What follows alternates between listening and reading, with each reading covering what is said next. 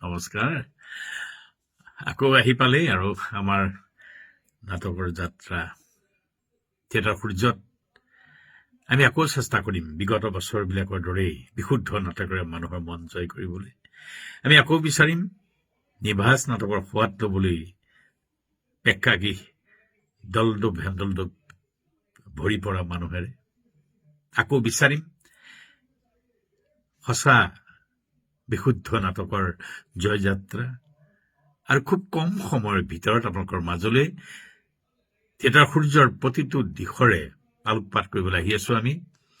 যিহেতু প্ৰতিজন অসমৰ দৰ্শকে থিয়েটাৰ কি হ'ব, থিয়েটাৰে কি কৰিব তাৰ ওপৰত সদা সতৰ্ক লক্ষ্য ৰাখে। আমি সেই লক্ষ্যৰ পৰা কোনোদিন কেতিয়াও আমি আঁতৰি যাব নোৱাৰো আৰু আমি আশা কৰিম সুন্দৰ সুন্দৰ নাটকেৰে আকৌ আপোনালোকৰ মন জয় কৰিম। আহিব সূৰ্যৰ প্ৰেক্ষাগৃহলৈ।